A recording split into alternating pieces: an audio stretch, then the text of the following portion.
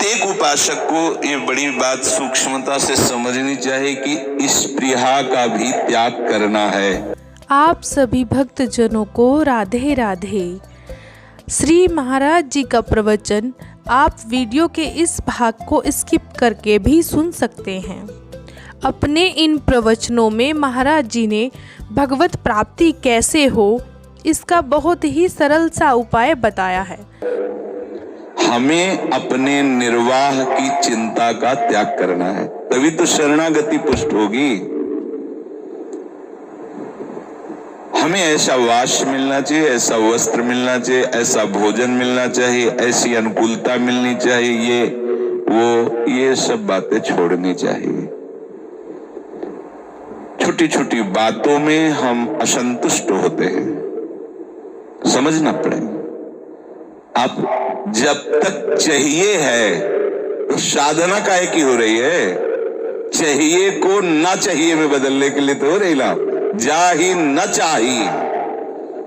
सेवक जी महाराज कह रहे, वेद विद्या पढ़त कर्म धर्मन करत जलप तन कलप की अवधियानी, चारुगति छाण संसार भटकत भ्रमत आस की पास नहीं तोरी जानी। ये आशा की फांसी काटने के लिए भगवत मार्ग में चले हैं। सेवक जी कह रहे बहुत शास्त्रों का ज्ञान है, बड़े कर्म धर्म कर रहे हैं, पर आशा की फांसी को गले में लटकाए हुए हैं, उसको काट नहीं पा रहे। क्या होगा? छोटी छोटी वस्तुओं ने इतना अधिकार कर लिया, इसके बिना हम नहीं चल सकते। नहीं, उपासक को जैसी परिस्थिति मिले उस परिस्थिति में प्रिया प्रीतम के विधान को देखना है। भाई सच्ची मानिए,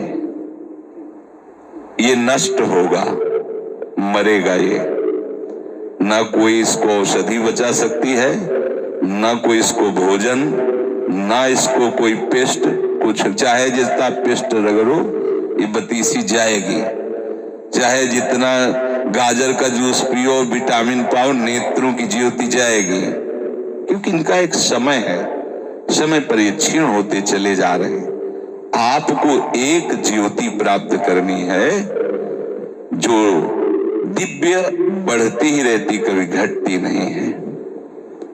वो प्रेम ज्योति है। उससे जब नेत्र उन्मीलित होते हैं तो नवनिवृत्त निकुंज सामने होता है। उपासक नित्य निरंतर उसका रसास्वादन करता है। स्पृहा की भी आपके अंदर कोई गुंजाइश नहीं होनी चाहिए। मिल रहा है जो जैसा मेरे आराध्य देव का मंगल विधान है, कभी कोई चाह नहीं, कभी कोई लड़ाई झगड़ा नहीं। उपासक होकर मुझे ऐसा चाहिए, बस आप समझ लीजिए कि आप किस बात के उपासक हैं। चाहिए जथालाभ संतोष सदा काहू सो कछु न चाहोगो, हृदय में बैठा लो बात। ये चाहिए तो उसी समय विवेक से उसे काटिए। क्यों चाहिए? नहीं चाहिए।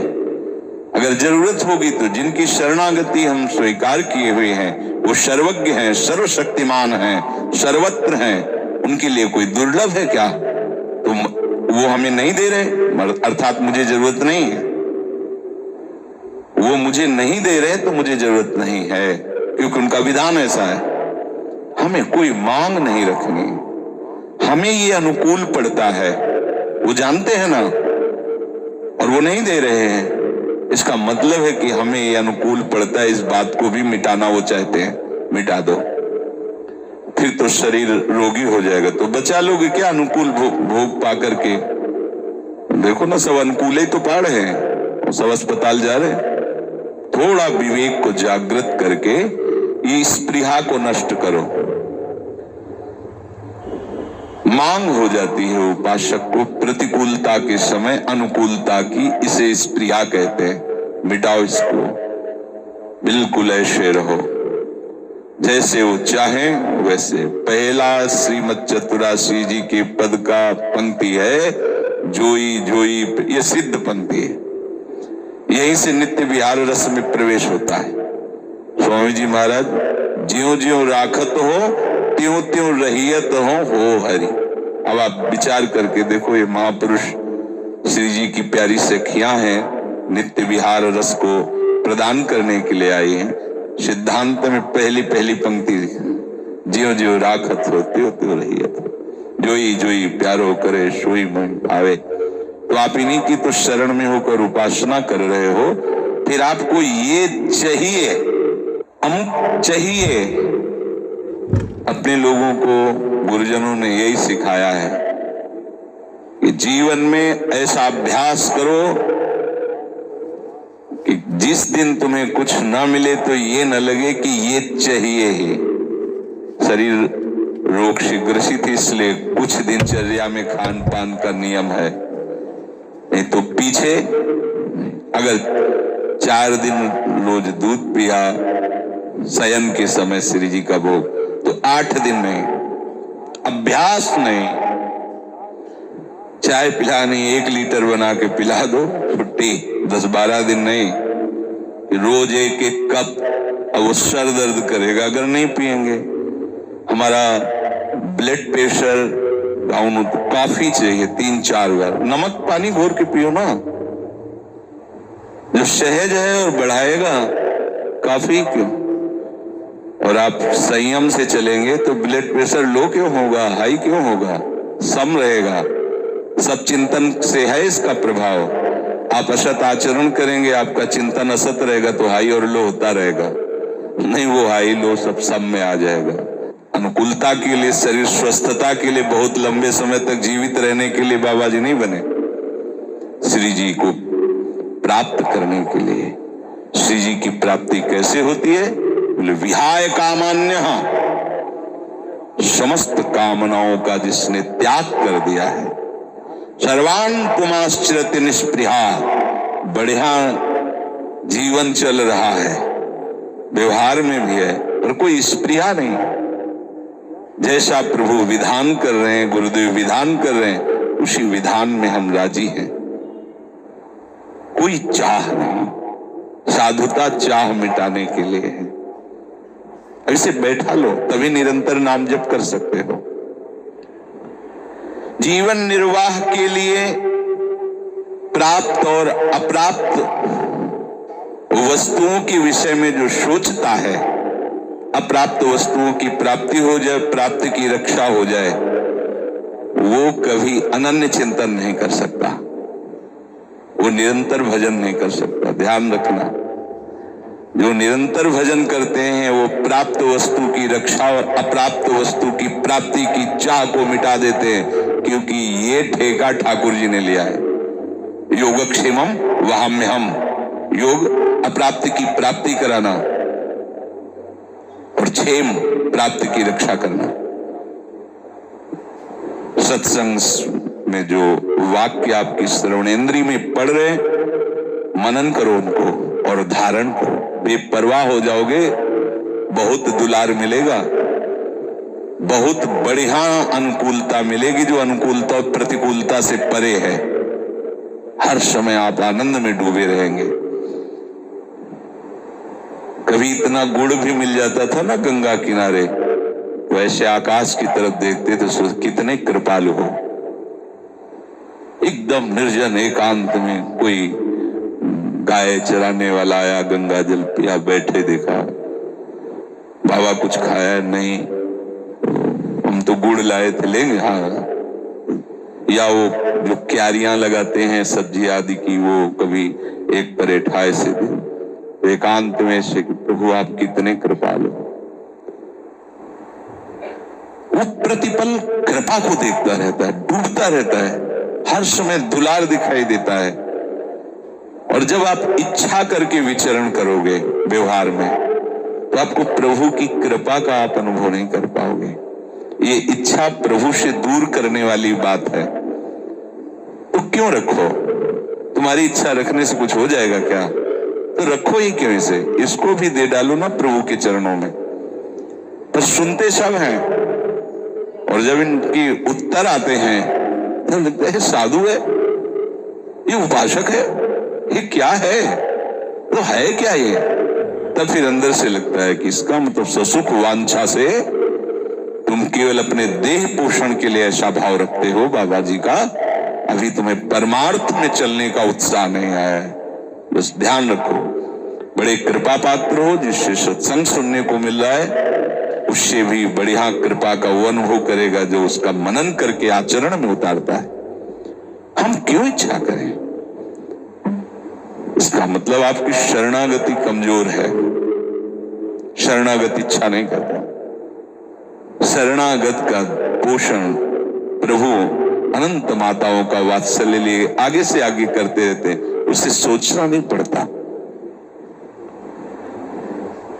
जो अपनी बुद्धि प्रभु में स्थित किए हुए उसकी स्पृहा का भी नाश हो जाता है, निष्पृहा।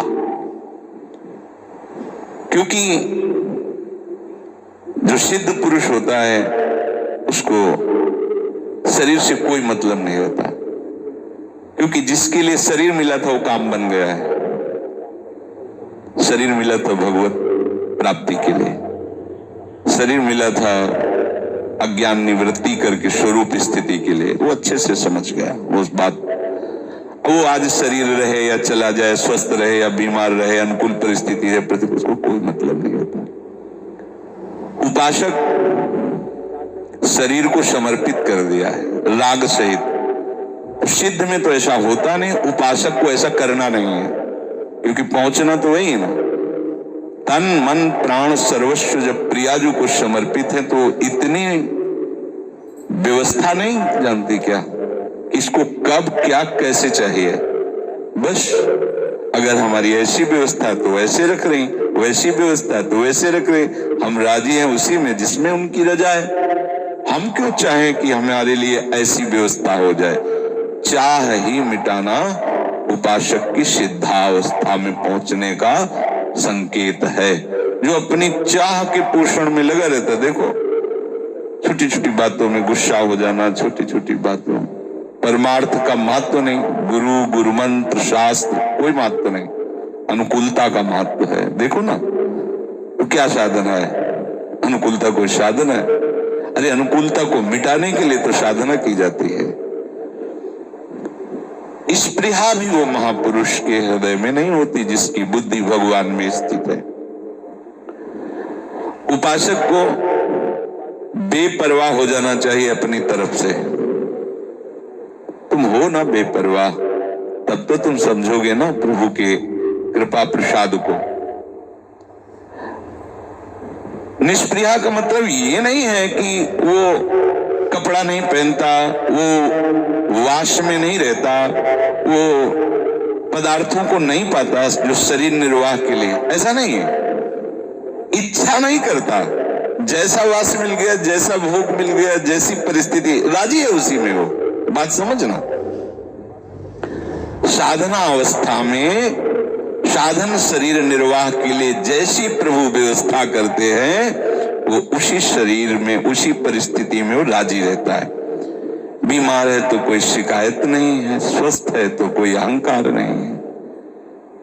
तो क्यों शिकायत नहीं होगी? शरीर बीमार हो गया, अब तो साधना नहीं बनेगी ना। अब साधना बनेगी जिससे भगवत प्राप्ति होती है, क्योंकि तुम्हारा अहंकार अब गलित होगा। वो अहंकार गलित होकर आर्त भाव से पुकारना ही भगवत प्राप्ति का स्वरूप है। सब कुछ भागवतिक चेष्टाएं की गोपी जनों ने। जब प्रभु अंतर्धान हो गए रास में, सब भागवतिक चेष्टाएं, लीला गायन, लीला अभिनय, प्रत्येक लता से पूछना, सब। लेकिन भगवत प्राप्ति कब हो रही हो? भगवान उनके बीच में कब प्रकट हो रहे? जब आर्त भाव से अब कोई उपाय नहीं रह गया है तो रुरुदु सुस्वरम राजन कृष्ण दर्शन लालसा, तो तासा महावीर भूत छौरी स्मयमान मुखाम्बुजा, पीतांबर धरा सृगवी साक्षान मनमथन। उन्हीं के बीच में ही प्रभु प्रकट हो गए। जब उपासक अहंकार रहित होकर दैन्य भाव से कि अब तो कोई साधन करने लायक ही नहीं रहा, हे करुणा निधान, वही गोपी जनों के बीच में ही प्रकट हो गए। कुछ कर सकते हो तब तक कर लो, बिना करे वो आएगा भी नहीं। वो स्थिति तभी आती है वो हार गया। वहीं श्री कृष्ण थे जहां द्रौपदी थी। नहीं, एक भी सहयोग नहीं मिल रहा है, श्री कृष्ण का एक भी संकेत नहीं मिल रहा। बहुत प्यार प्रभु करते हैं द्रौपदी जी को, द्रौपदी जी भी प्रभु को प्यार करते हैं, पर थोड़ी अनन्यता में अभी ढिलाईपन था। 5 पति बलवान, सभा में एक से एक धर्मात्मा, ऐसा कैसे हो सकता है? लेकिन ऐसा हुआ। देखा वो अपनी ग्रीवा झुकाए बैठे, कोई उत्तर नहीं दे रहा, कोई रोक नहीं रहा, ये दुष्ट अमर्यादित चेष्टा करते ही जा रहे हैं। यज्ञ से प्रकट हुई, किसी स्त्री से प्रकट नहीं हुई। मंत्रों के द्वारा यज्ञ की आहुति से श्री द्रौपदी जी का प्रादुर्भाव हुआ है। बल से रोका। जब देखा 10,000 हाथियों का बल रखने वाला, कितनी देर हम इससे लड़ पाएंगे? दांत से पकड़ ली। जब देखा आप एक ही झटके में दांत से भी वस्त्र छूट जाएगा, अब कोई नहीं।